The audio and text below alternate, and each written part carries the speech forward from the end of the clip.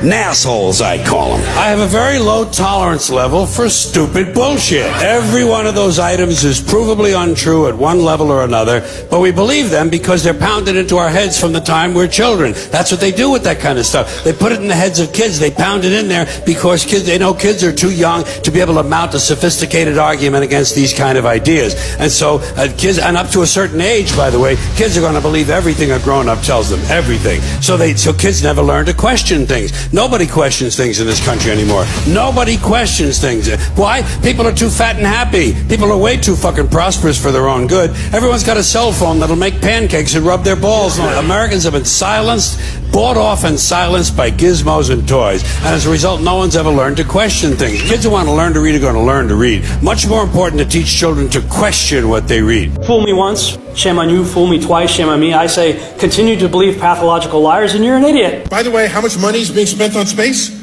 You should emblazon this in your head. Here it goes. This is the pie chart. $330 billion a year is spent on space. Spent on space. Spent on space. There's not one authentic picture of this oblate, pear-shaped, spinning ball that they claim we live on. I'm sorry to tell you, the only thing that's been to space is your imagination. There is no such thing as space. Why has nobody been to the moon in such a long time? That's not an 8-year-old's question. That's my question. I want to know, but I think I know. Because we didn't go there, and that's the way it happened. And if it didn't happen, it's nice to know why it didn't happen, so in the future, if we want to keep doing something, we need to know why something stopped in the past that we wanted to keep it going. And you can see the real location of the camera and the very bright and near Earth out the window.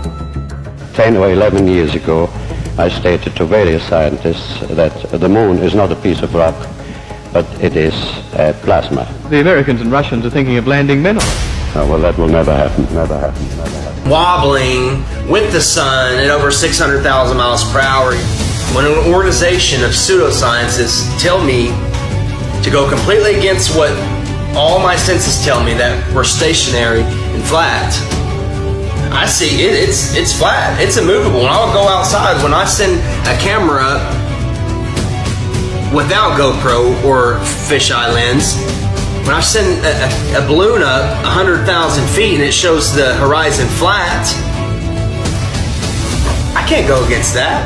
And he was going to prove to her that the world was the globe.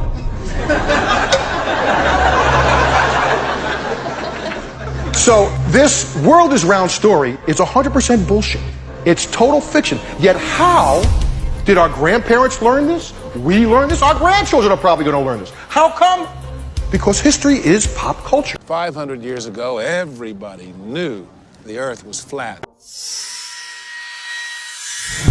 I want to talk about flat Earth. And I notice things like when you search it in a search engine, all you get is misinformation. You don't even get real critical thought on it. Well, I saw the blanket censorship, which tells me there's truth to it. It tells me that they're panicking. They're in panic mode, and they don't want us to have real tangible information. More importantly, they don't want you to think critically about it. See, we're in the information age, and this is what the tactic is. This is why Logan Paul just did a video on flat Earth. It's why Shane Dawson just did a series of videos. It's to discredit the real truth.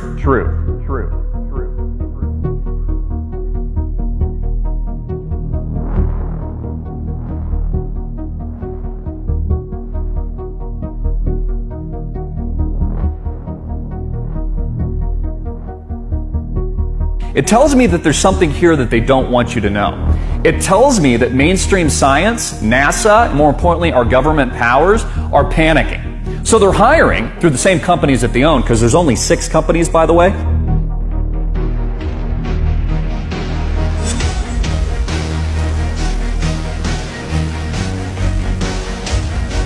If it's a wild conspiracy theory, why do they need to discredit it? If it's a wild conspiracy theory and it isn't the truth, and no one's going to believe it because they're smart enough to think on their own, why do they need to discredit it?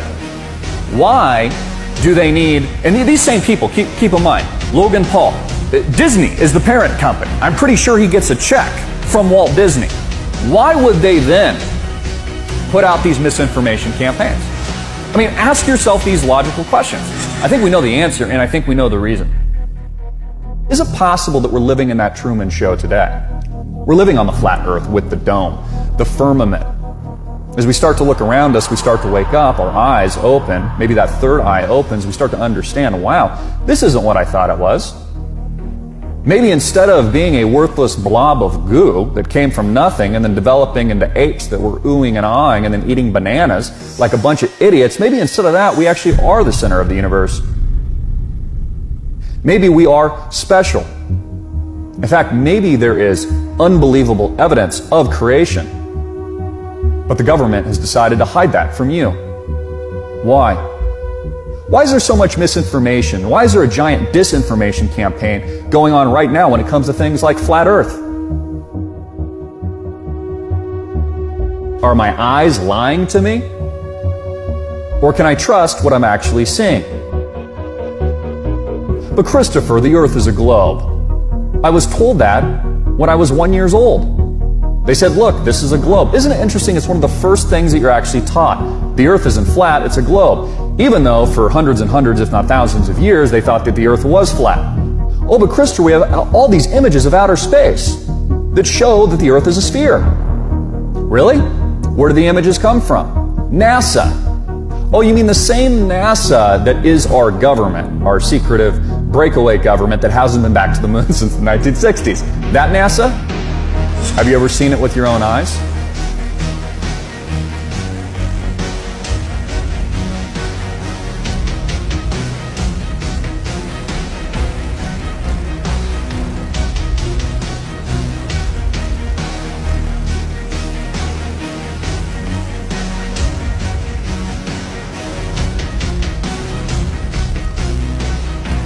How come none of the electronics account for curvature of the Earth when you're flying a plane?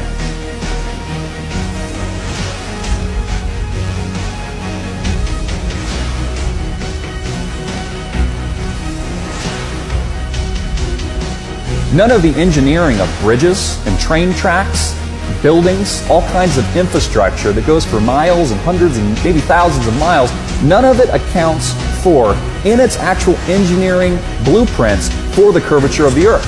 I mean, if I was building a giant bridge with hundreds of miles, wouldn't I have to account for the curve? Or is it possible there's not a curve and that we've been lied to for a reason?